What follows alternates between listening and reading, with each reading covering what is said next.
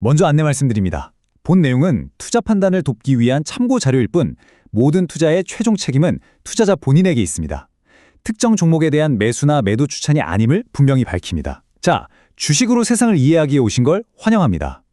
반세기 전 인류가 달에 깃발을 꽂던 시절과는 완전히 다른 새로운 우주 전쟁이 시작됐습니다. 그런데 이번엔 국가가 아니라 기업들이 서로의 생존을 걸고 싸우는 그런 무대가 열리고 있죠. 오늘 바로 이 새로운 우주 경쟁 속에서 특히 2026년이 왜 결정적인 한 해가 될 것인지, 그리고 우리 투자자들은 어디서 기회를 찾아야 할지 아주 날카롭게 파헤쳐 보겠습니다. 자, 화면에 보이는 이 한 문장. 이게 오늘 이야기의 핵심을 그냥 꿰뚫어 버립니다. 예전 냉전 시대에 미국과 소련이 국력을 과시하던 그 무대가 이제는 스페이스X 같은 기업들이 말 그대로 생존을 걸고 싸우는 치열한 전쟁터가 됐다는 거죠. 이건 단순히 기술이 발전했다, 이런 차원의 이야기가 아닙니다.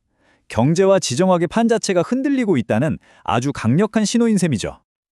자, 그럼 첫 번째 장부터 한번 열어보겠습니다. 도대체 무엇이 이 차갑고 조용하던 우주를 이렇게나 뜨거운 투자 전쟁터로 만들었을까요? 그 근본적인 구조 변화부터 한번 짚어보죠. 이 타임라인을 한번 보시죠.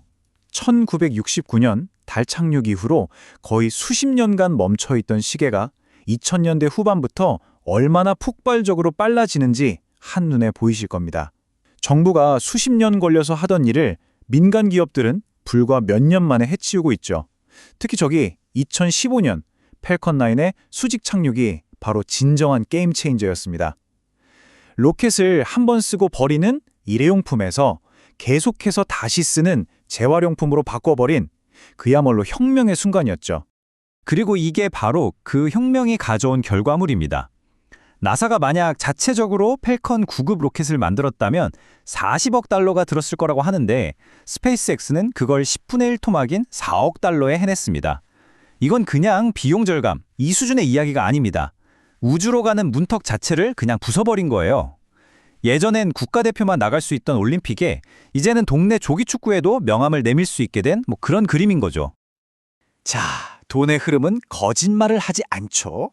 여기서 정말 흥미로운 변화가 포착됩니다.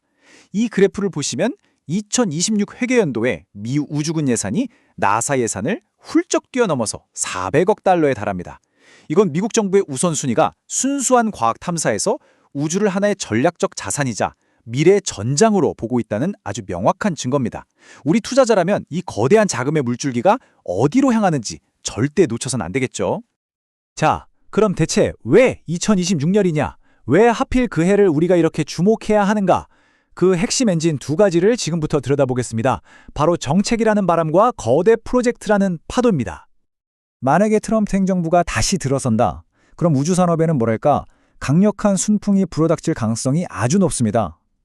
화면에 보시는 것처럼 골든돔 같은 국방 프로젝트가 커지고 민간 기업들이 더 빠르고 더 많이 쏠 수 있도록 규제의 문턱을 확 낮춰줄 겁니다. 한마디로 정부의 막대한 세금이 민간 기업으로 흘러들어갈 파이프라인이 아주 굵고 넓어지는 셈이죠. 그리고 그 파이프라인의 크기를 짐작하게 하는 숫자가 바로 이겁니다. 1.5조 달러. 물론 이게 제한 금액이라 협상하면서 좀 깎일 수는 있겠죠. 하지만 이 어마어마한 스케일 자체가 국방과 우주 분야에 돈을 쏟아붓겠다는 강력한 의지를 보여주는 겁니다. 투자자 입장에서는 돈의 물줄기가 어디로 흐르는지 보여주는 아주 선명한 이정표라고 할 수 있겠습니다. 이 표는요, 그냥 2026년 우주산업 메인 이벤트 편성표다, 이렇게 보시면 딱 맞습니다. 아폴로 이후 수십 년 만에 다시 사람을 태우고 달 궤도를 도는 아르테미스 2 미션부터 민간 기업들이 달에 택배 보내는 CAPS 미션까지 정말 굵직한 이벤트들이 줄줄이 잡혀있죠. 이런 대형 이벤트들은 전 세계에 이목을 집중시킬 거고 당연히 투자자들의 돈과 관심을 끌어모으는 아주 강력한 자석이 될 겁니다. 자, 이제 이 동네에 800파운드 고릴라 이야기를 안 할 수가 없죠. 바로 스페이스X입니다. 솔직히 스페이스X를 빼고 우주 산업을 논하는 건 이제 의미가 없습니다. 이 회사를 이해해야 이 산업 전체의 그림이 보입니다. 이 차트 좀 보세요. 좀 충격적이지 않으세요? 2024년에 전 세계에서 우주로 쏘아올린 것들의 83%를 스페이스X 혼자서 다 처리했습니다. 이건 거의 독점이죠. 이제 스페이스X는 그냥 하나의 회사가 아니라 다른 모두가 이용해야만 하는 우주로 가는 고속도로 그 자체가 되어버린 겁니다. 통행료를 받는 거죠. 자, 그럼 이 회사는 돈을 어디서 버냐? 바로 위성 인터넷 스타링크입니다. 지금부터 숫자 따라와 보세요. 정신 바짝 차리셔야 합니다. 2025년 말에 예상되는 가입자 수가 920만 명입니다. 그런데 불과 1년 뒤인 2026년 말에는 이 숫자가 정확히 2배로 뜁니다. 1840만 명.